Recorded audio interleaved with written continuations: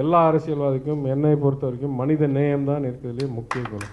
அதுக்கப்புறம் உங்கள் பணியை உங்களால் சரியாக நிறைவேற்ற முடியவில்லை என்றால் அப்போ மக்களுக்கு முழு பலன் கிடைக்கிறதில்லை. அப்படியே வாழைப்பழத்தில் ஊசி ஏற்றுற மாதிரி கொண்டு போனால் தான் இதெல்லாம் நிறைவேற்ற முடியும். வெளிப்படையாக நாங்கள் சொல்ல ஆரம்பிச்சிட்டோன்னா பயங்கரமாக எதிர்ப்பு வரும். ஏன் இந்த மாதிரிலாம் நடக்குது, இதெல்லாம் பண்ணக்கூடாது, இதை விளைவு கரெக்டாக வருது, ஜனநாயக முறையில் தான் பண்ணுறோம், எல்லாம் உண்மை. ஆனால் அனாவசியமாக எதிரி உருவாக்க வேணான்றதுக்காக இதை அப்படியே அடக்கி வாசிச்சுட்டு விளைவு let the result speak for தெம் செல்ஸ்ன்ற மாடலில் நாங்கள் இருக்கோம். அது உறுதியாக தெளிவாக சொல்கிறேன். போன வருஷமும் மிகப்பெரிய மாற்றம், இந்த வருஷம் அதே போல் மிகப்பெரிய மாற்றம் வரும். இது எனக்கு நல்ல வேலைக்கு நான் வால் ஸ்ட்ரீட்டில் இருந்தபோது நல்லா எனக்கு பாடம் கற்றுருச்சு. நீ ட்ரேடராக இருந்தேன்னா உனக்கு பிஎன்எல் பொறுத்து போனஸ். ஆனால் நீ வாயை மூடிட்டு பணத்தை வாங்கிட்டு போகிறவனுக்கு எந்த பிரச்சனையும் இல்லை.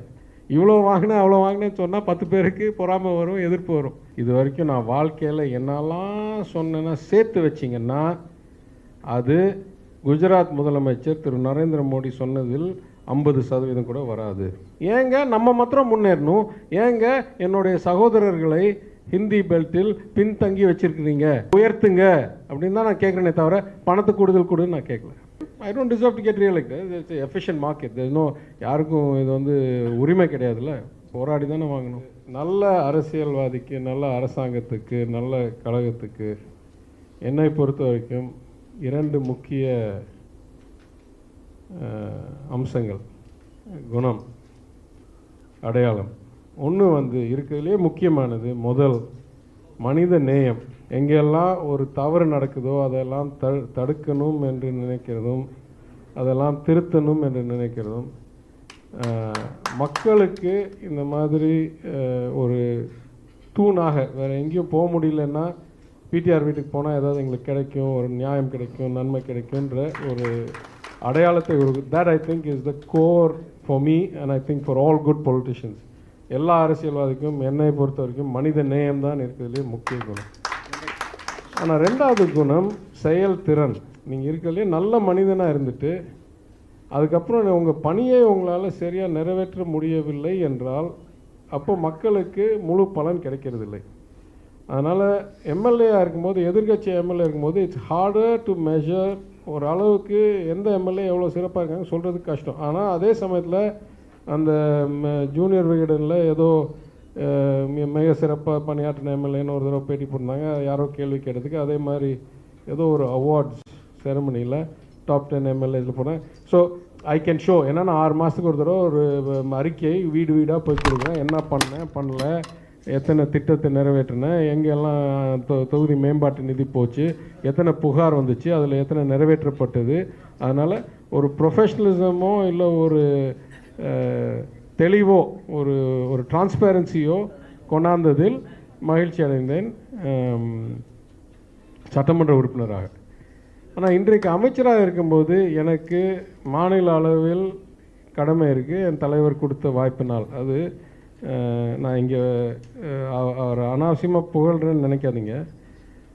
2வது முறை சட்டமன்ற உறுப்பினர், முதல் முறை அமைச்சருக்கு இவ்வளோ ஒரு பெரிய பொறுப்பை, அதாவது நிதியமைச்சர் என்ற பொறுப்பை கொடுத்தது உறுதியாக ஒரு புரட்சி. It's revolution, it's fundamental transformation. இப்போ யூபி ஃபைனான்ஸ் மினிஸ்டர் பார்த்தீங்கன்னா அவர் 9 டைம்ஸ் எம்எல்ஏ. நாளைக்கு என்ன இல்லத்துக்கு உணவு சாப்பிட வர்றாரு துஷ்யந்த் சௌத்தாலா, அவர் வந்து டெப்டி சீஃப் மினிஸ்டர்.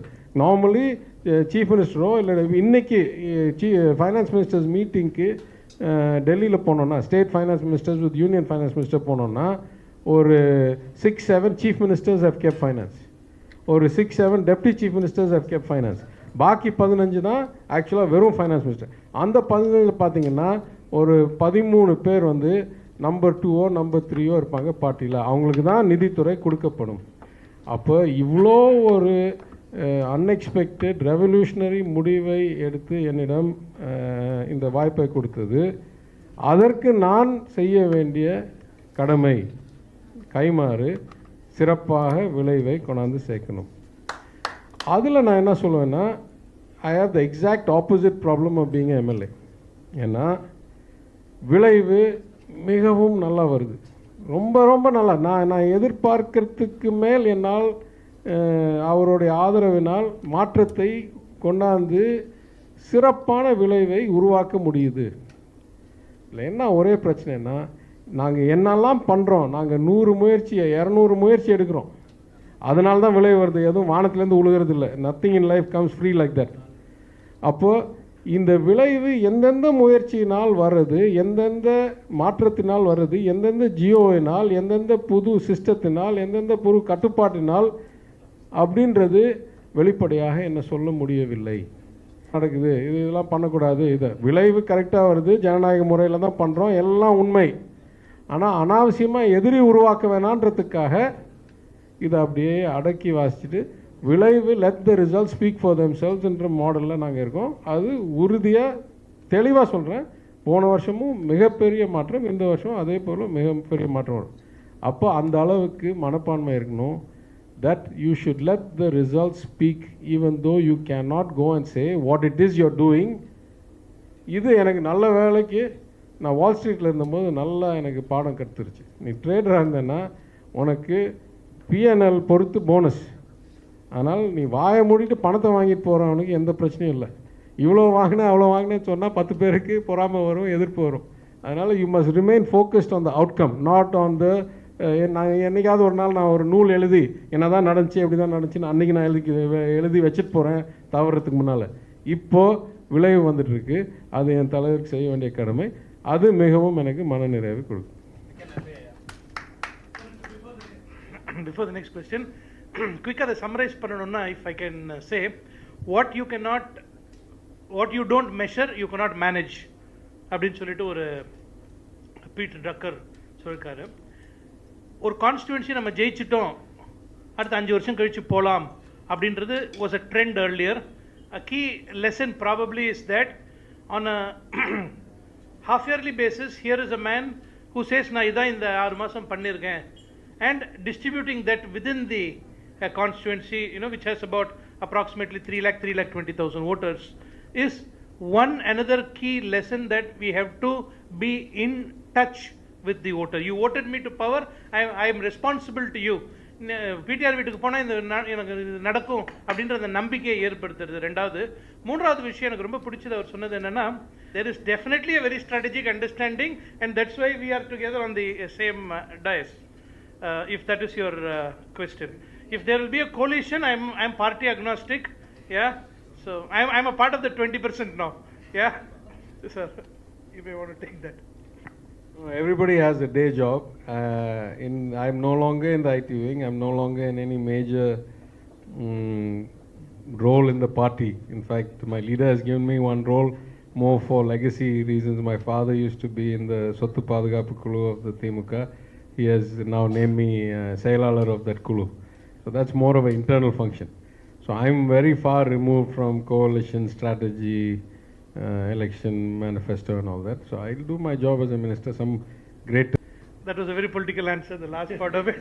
நான் இப்போ என்ன மறந்துட்டேன்னு சொன்ன ஒரே நிமிஷம் நான் அதை முடிச்சிடுறேன். A very very key lesson, okay? அவர் சொன்ன எல்லாத்துலேயும், if you want to be successful in politics, வாயை மூடிட்டு வேலையை மட்டும் பண்ணுங்க. இது என்னுடைய அனுபவத்தில். I will keep sharing a lot of these examples over the next 3 days. Yes, Jagan. Good morning, sir. The moment I registered for this program, I started reading football journals. And it is creating a lot of spark. Many people are ruling India. When do you predict a struggling person becomes Prime Minister? So, first of all, that's not my book. I'll tell you an interesting story. The same publisher asked me about 2 years ago whether I would be interested in writing that book. And I'll tell a little bit of a personal anecdote here. So happened that day I was having lunch with, please sit. No, I was having lunch with our advisor Prashant Kishore and some other people. And because it was such a shock to me that the publisher asked me this question, lunch conversation, I asked him, what do you think, PK, what should I do? He said, no, Thiaga, whatever happens, don't touch it with a 10-foot pole. I said, why? He said, hey, you're just starting your career. Once you put something on paper that says this is good, that is bad and all that, you have to live with that for the next 20-30 years. You say you have no interest in Delhi, but someday you may find yourself in Delhi. And if you find yourself, why do you want to have already alienated somebody by saying you are not good, this is bad, this, that. So whatever happens, you don't write the book ன்னு சொன்னார்.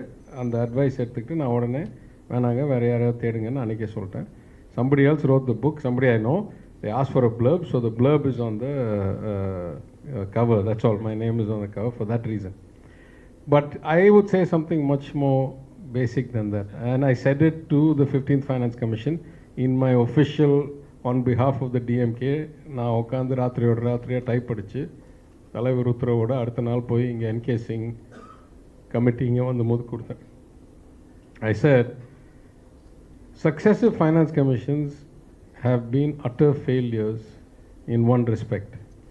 The idea of transfers of wealth in a federal economy, in whether it's United States or India or China or European Union, is that yes, you must take from the well-offs and give it to the less well because you want to harmonize this notion of equality. We can't say தமிழ்நாடுக்குள்ள சமநிலைக்காக போராடுறோம் ஆனால் இந்தியாவில் இல்லை ஏன் பணம் எடுத்து வேற யார். We say no problem, we're good citizens, take the money, no problem. The point is that in most societies, when they take money from the well-to-do and give it to the less well-off, give it to the Missouris, Kansas, Alabamas, the gap closes, or North Dakotas. In China, you take from the coastal provinces, give it to the heartland, the gap closes. In Europe, you take from the rich Western economies, you give it to the Portugal, Italy, Greece, the gap closes.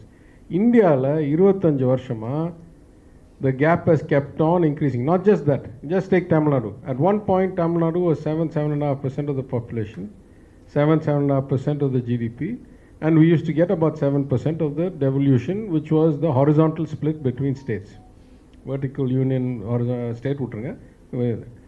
Now we are about 6% of the population, we think, because the government has not bothered to run a census, which was due in 21. So the last accurate data we have goes back to 2011.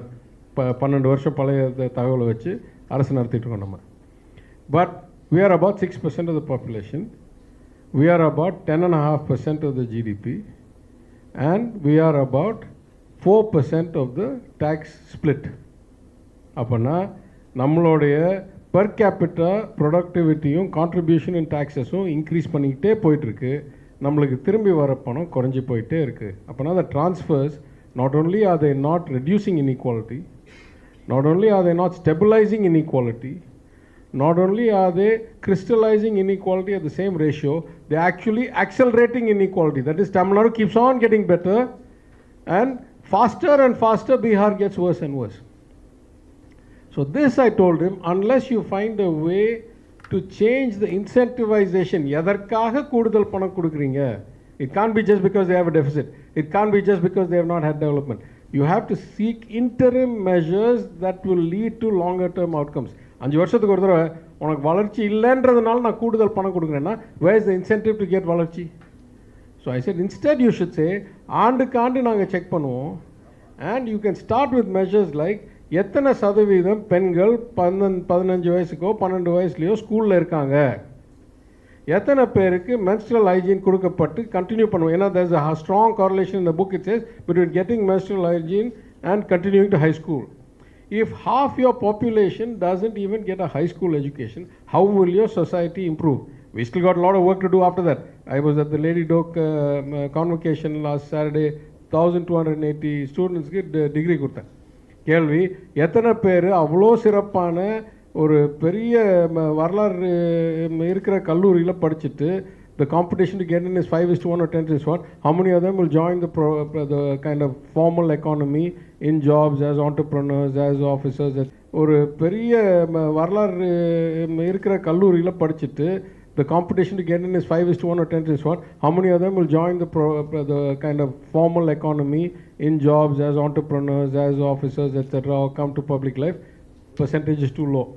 So we are educating them, we are not providing them enough of a platform to actually engage. Look around this room, what percentage of women here, right? But if you look at the high school graduation rates, 50% or more are women. So somewhere even we are not doing enough. But they are not even getting them into middle school, elementary school தாண்டி வரதுக்கே இல்லை. இதுக்கு நீங்கள் பணம் கொடுத்தீங்கன்னா 10 வருஷம் கழிச்சு ஏதாவது விளைவு கிடைக்கும். சும்மா நீங்கள் எவ்வளோ ஏழையாக இருக்கீங்கன்றதுக்காக பணம் கொடுத்துட்டே இருந்தீங்கன்னா, it's incentivizing them to stay poor. If this continues, at some point the part of the country that is giving more and more and getting less and less will start asking the question, what's in it for me? Why should this union continue the same way? கேட்டு உங்களுக்கு பிரச்சனை வரப்போகுதுன்னு ஃபார்மலாக எழுதி கொடுத்தேன். அதுதான் எனக்கு பயமாக இருக்கே தவிர யார் இங்கேருந்து அங்கே போய் உட்காரவங்களாம் யாருக்கு சொல்ல முடியும்? there have been some, there will be others.